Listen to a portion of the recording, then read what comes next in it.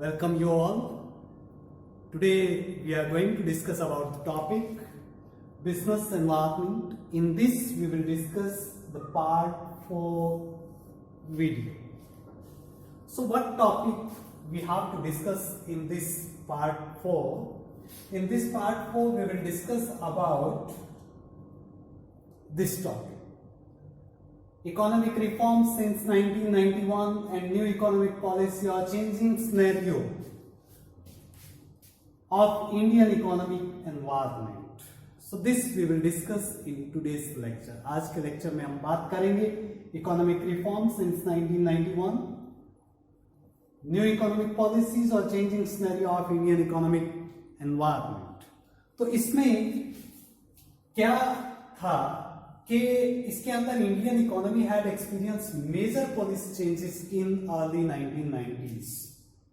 1990s की अगर हम बात करें तो उस टाइम पे जो है काफी सारी जो पॉलिसीज थी उनके अंदर मेजर चेंजेस हुए और उन्हीं चेंजेस के अंदर क्या था, the new economic reform popularly known as liberalisation, globalisation and privatisation, that is LPC model that was introduced. Means इसके अंदर मेजर क्या था, the new economic reforms popularly known as liberalization, privatization and globalization, LPC model. अब किस लिए था ये LPC model, किस लिए लिबरलाइजेशन, प्राइवेटाइजेशन एंड ग्लोबलाइजेशन को लाया गया, उसका मेन एम क्या था, aimed at making the Indian economy fastest growing economy.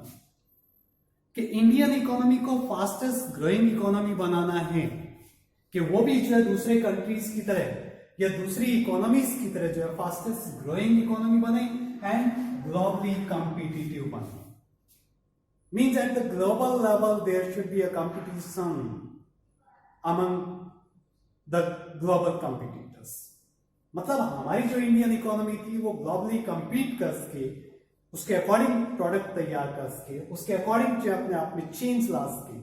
और दूसरा जो है इकोनॉमी को फास्टेस्ट ग्रोइंग इकोनॉमी बनाना, लिबरलाइजेशन, प्राइवेटाइजेशन एंड ग्लोबलाइजेशन का main aim. The series of reforms undertaken with respect to industrial sector, not only to the industrial sector, this was for the industrial sector, trade as well as the financial sector, aimed at making the economy more efficient.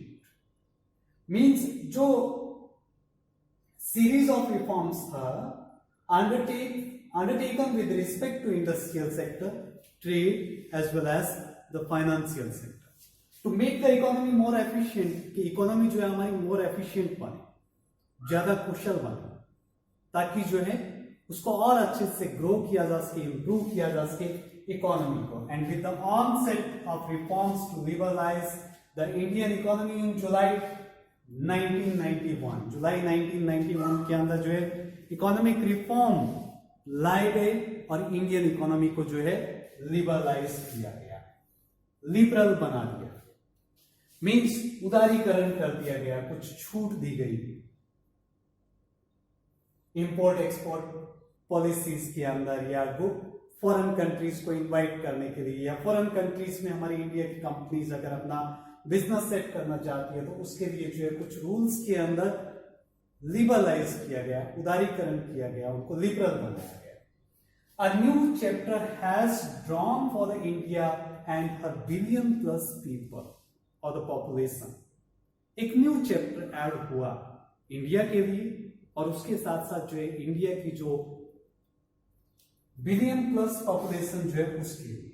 And this period of economic transition has had a tremendous impact on the overall economic development of almost all major 38 sectors of the economy, and its effect over the last decades can hardly be overlooked.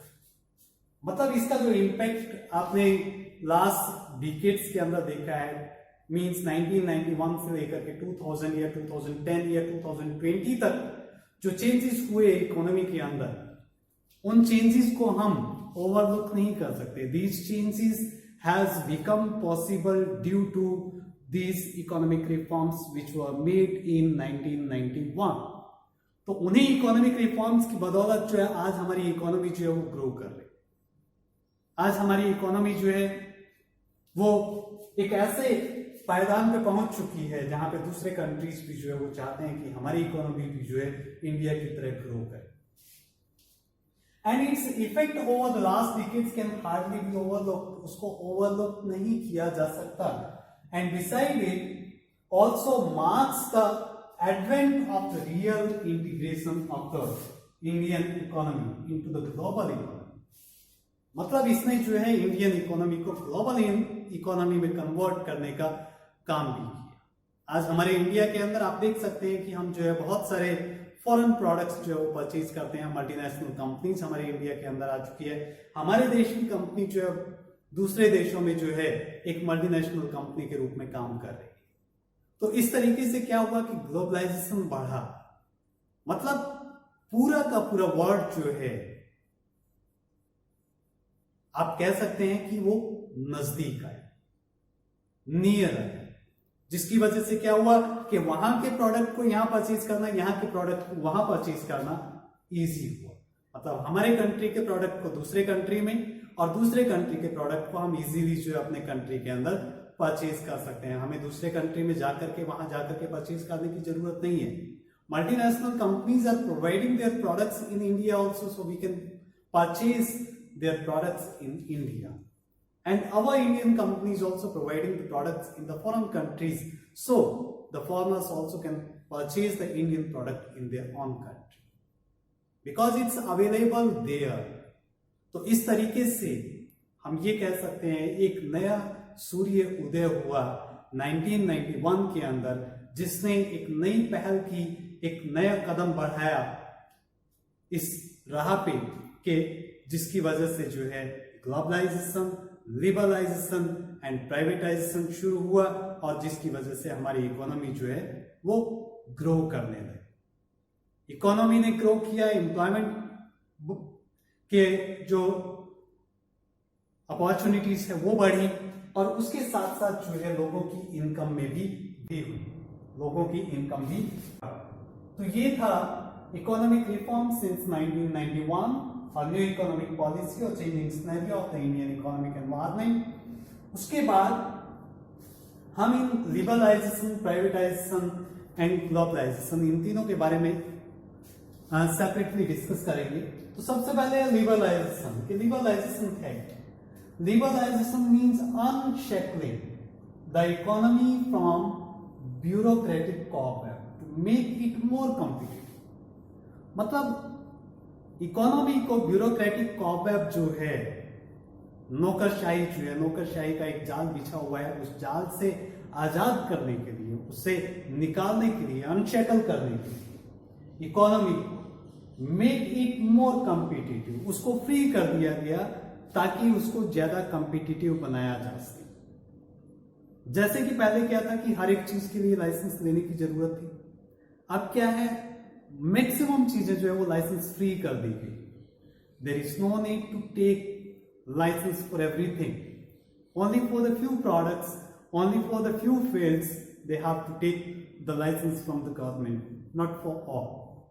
तो वो क्या है कि उसमें जो है bureaucratic cobwebs है उसको निकाल दिया, फ्री कर दिया गया, ताकि जो है कोई भी पर्सन आए, अपना पैसा लगाए और अपना बिजनेस शुरू करे और एक नया कॉम्पिटिटिव बनकर के सामने।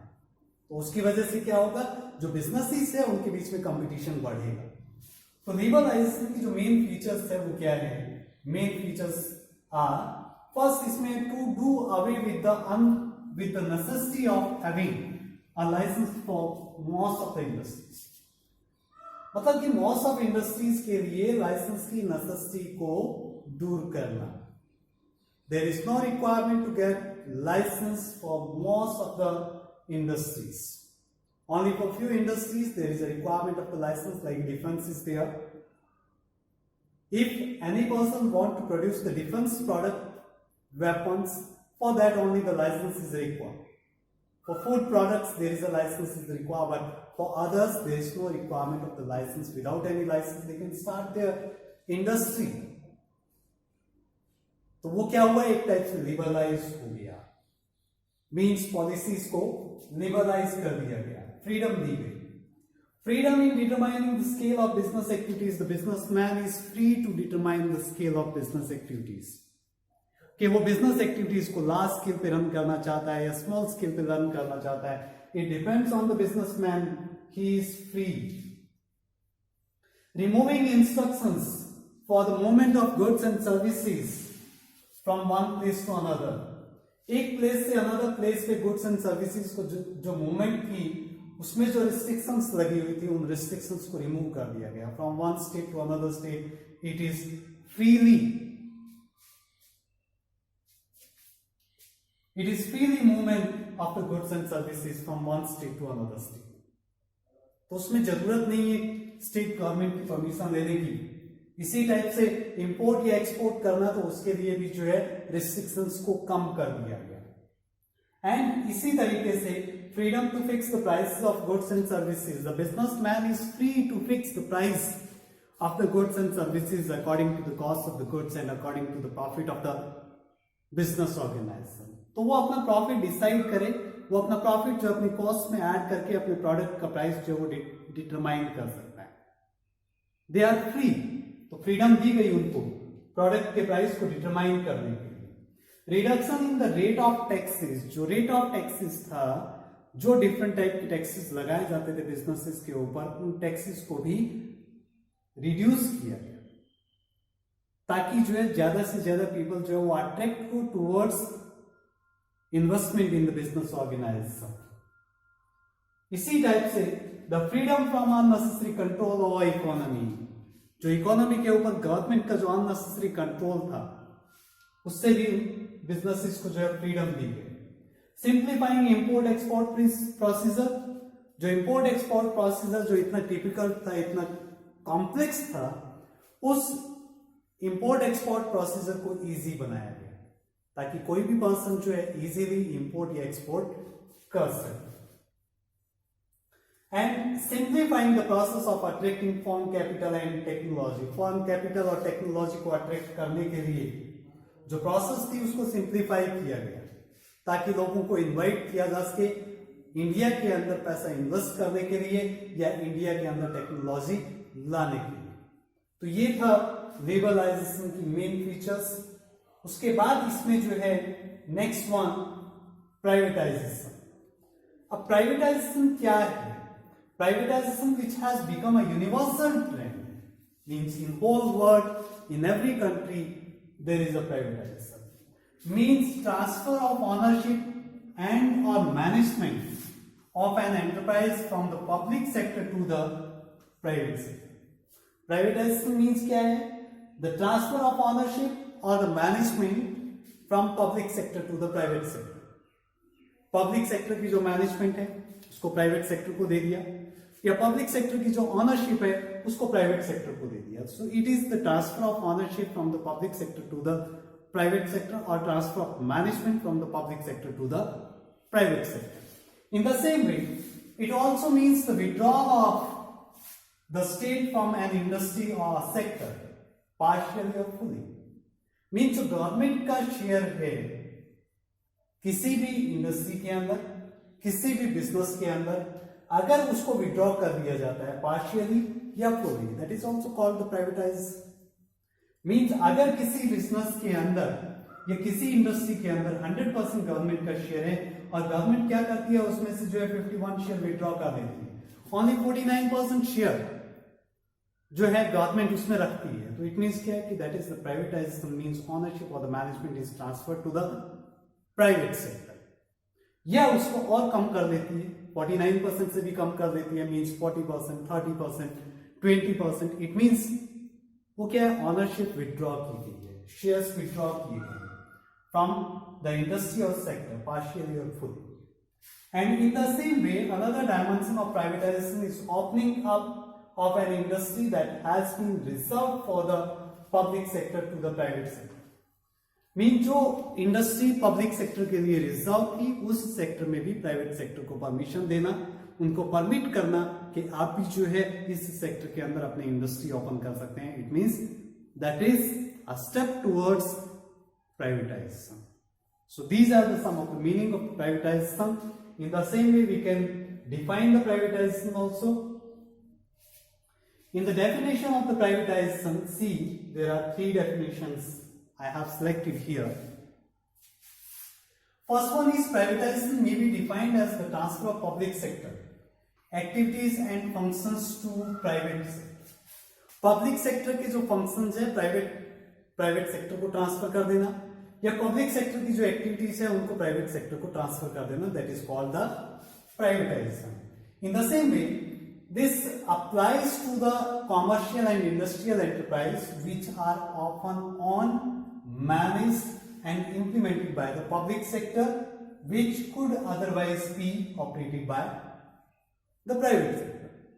Means जो अभी तक पब्लिक सेक्टर के पास थी वो अब प्राइवेट सेक्टर के द्वारा भी मैनेज की जा सकती है, प्राइवेट सेक्टर के द्वारा ही ऑनर की जा सकती है, या प्राइवेट सेक्टर के द्वारा इंप्लीमेंट की जा सकती है.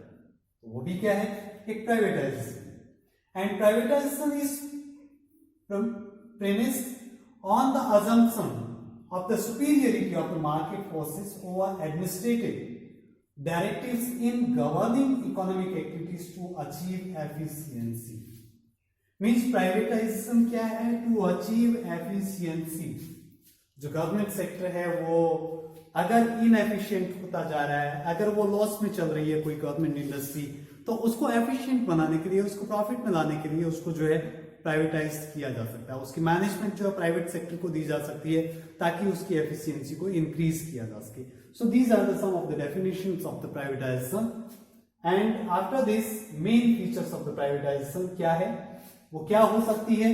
मेन फीचर्स इसके अंदर देखिए, to improve the performance of PSUs, जो पब्लिक सेक्टर अंडरटेकिंग्स है उनकी परफॉर्मेंस को इंप्रूव करने के लिए, so as to lessen the financial burden on taxpayers, कि उनकी परफॉर्मेंस को इंप्रूव किया जा सके ताकि जो टैक्स पेयर के ऊपर जो बर्डन लगातार बढ़ रहा है, मींस जो पब्लिक सेक्टर अंडरटेकिंग्स है उनमें लॉस होने की वजह से जो टैक्स पेयर के ऊपर बर्डन बढ़ रहा है, उस टैक्स पेयर्स के बर्डन को कम किया जा सके.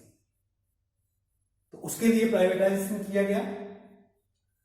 And to increase the size and dynamism of the private sector, distributing ownership more widely in the population at large. मतलब इसका मतलब क्या था कि increase the size and dynamism of the private sector. Private sector के size को increase करना या उसके डायनामिज्म को इंक्रीज करना, and distributing ownership more widely in the population at large, कि ज्यादा से ज्यादा लोगों को जो है ऑनर बनाया जा सके, ज्यादा से ज्यादा लोगों को ऑनरशिप ट्रांसफर की जा सके. उसके लिए जो है प्राइवेट सेक्टर को महत्व दिया जाने लगा.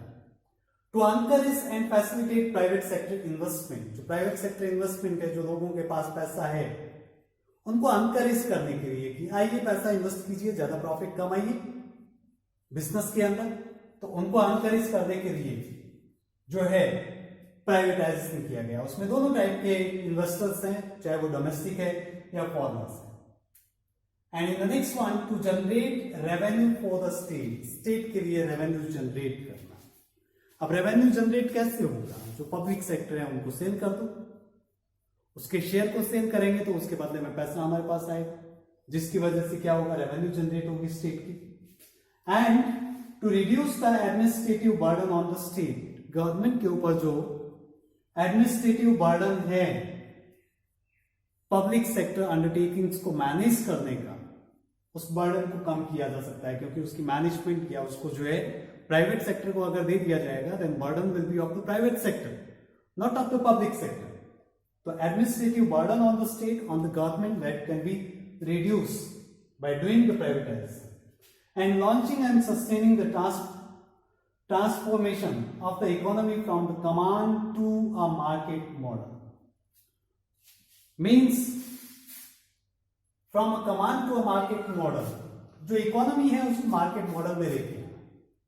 मार्केट मॉडल में कब आएगी, जब प्राइवेटाइजेशन होगा, जब कंपटीटर्स बढ़ेंगे, जब मार्केट के अंदर जो है डिफरेंट टाइप के प्रोडक्ट्स अवेलेबल होंगे जिसमें से कस्टमर जो है सिलेक्ट कर सकता है. जब कस्टमर के पास में ऑप्शन होगा, सिलेक्शन ऑप्शन होगा, तो उस केस में जो है मार्केट मॉडल इंप्रूव होगा. तो उस मार्केट मॉडल को इंप्रूव करने के लिए भी जो है प्राइवेटाइजेशन को लॉन्च किया गया. So these were the features of this privatization, and after this privatization features there is a globalization, and in globalization what is there?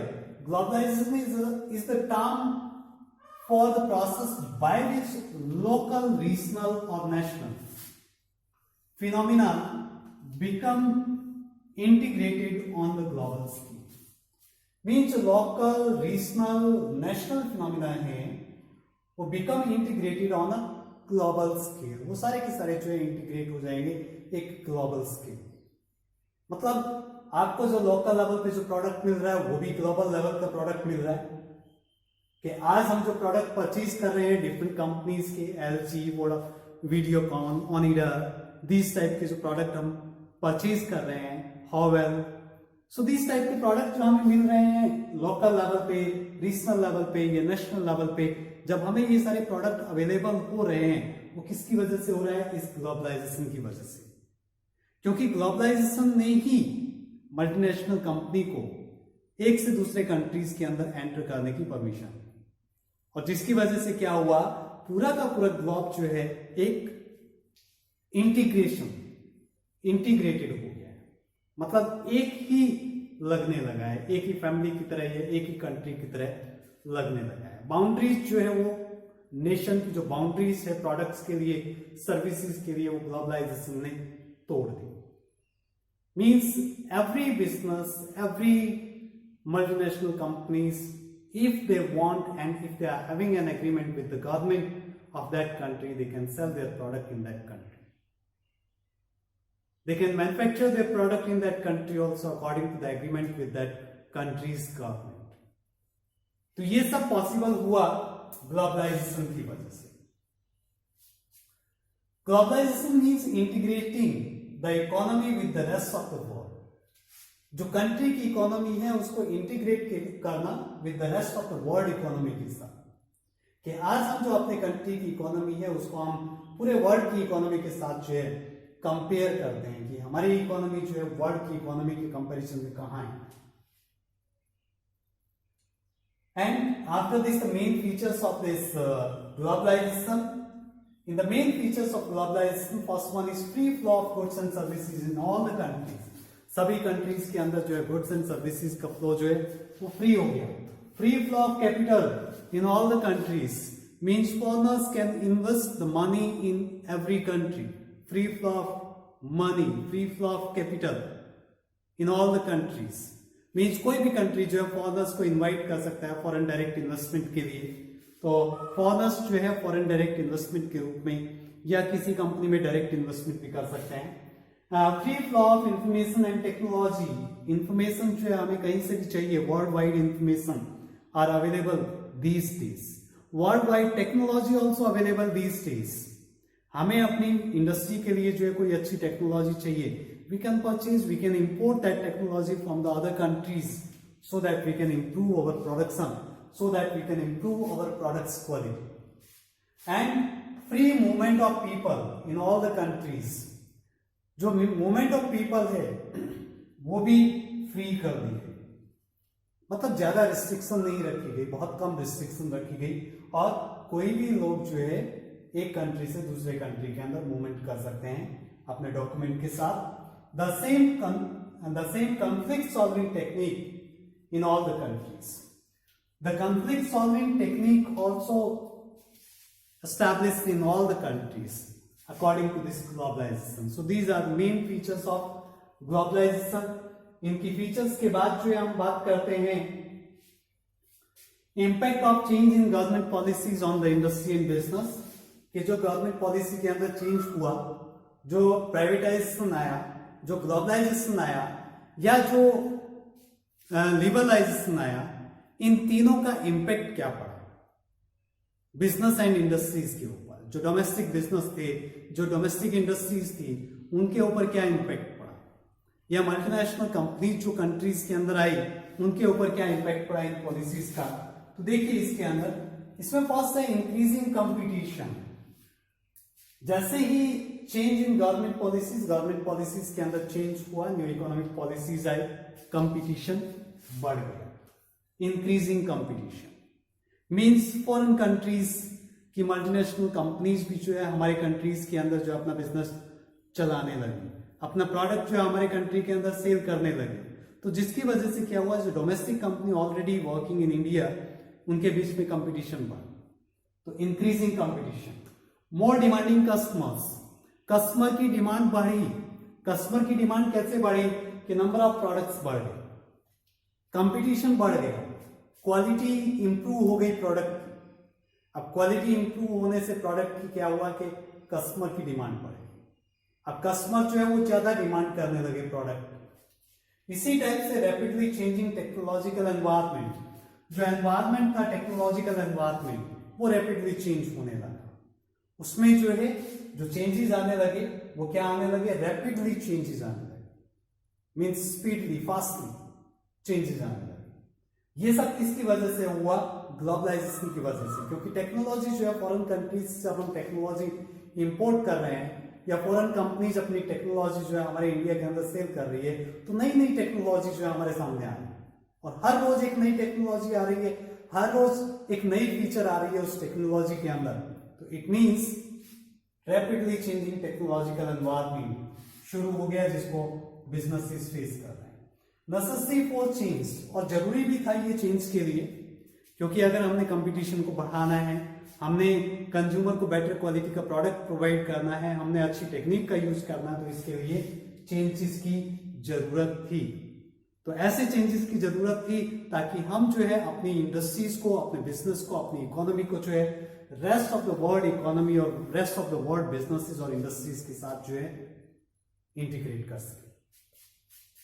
And need for developing human resources, इसके साथ साथ जो है जैसे जैसे कंपटीशन बढ़ा, मोर डिमांडिंग कस्टमर बढ़े, technological environment में चेंज हुआ, तो ह्यूमन रिसोर्सेज के डेवलपमेंट की जरूरत पड़ी। जिसके लिए ह्यूमन रिसोर्सेज डेवलपमेंट की जरूरत पड़ी तो उसके लिए क्या किया जाने लगा, ट्रेनिंग प्रोग्राम्स, डेवलपमेंट प्रोग्राम्स, उनको कंडक्ट किया जाना जरूरी हो गया, उनको ट्रेन करना जरूरी हो गया ताकि वो जो है नई टेक्नोलॉजी को अच्छे से हैंडल कर सके। मार्केट ओरिएंटेशन, और जैसे ही ये सब हुआ उसकी वजह से मार्केट जो है वो क्या हो गई, मार्केट ओरिएंटेड हो गई।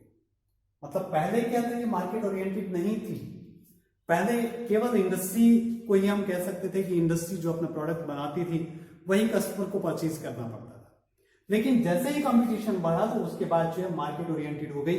मीन जो प्रोडक्ट है, जो बिजनेस प्रोडक्ट बनाएंगे वो किसके अकॉर्डिंग बनाएंगे, मार्केट में रिक्वायरमेंट किस प्रोडक्ट की है, मार्केट में कैसे इंटरेस्ट, कैसे टेस्ट की जरूरत है, कैसे फैशन की जरूरत है, उस फैशन, टेस्ट और इंटरेस्ट के अकॉर्डिंग जो है business will produce their product. So that's why this is market orientation. And loss of budgetary support to the public sector, जब प्राइवेटाइजेशन हुआ, ग्लोबलाइजेशन हुआ, लिबरलाइजेशन हुआ, तो उसकी वजह से क्या हुआ, जो बजटरी सपोर्ट था पब्लिक सेक्टर को वो कम हो गया।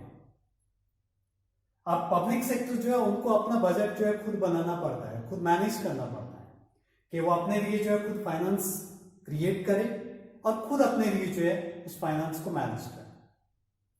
तो गवर्नमेंट की तरफ से जो उनको जो सपोर्ट दी जाती थी, उनको 100% जो है फाइनेंस प्रोवाइड किया जाता था, उसमें कमी की गई। तो बजटरी सपोर्ट जो है वो कम हो गया। तो जिसकी वजह से क्या हुआ कि गवर्नमेंट जो उस फंड को कहीं दूसरी जगह पब्लिक की वेलफेयर के लिए या सोसाइटी की वेलफेयर के लिए उसको यूज कर सकती है। So these were the impact of government changes in government policies on business and industries.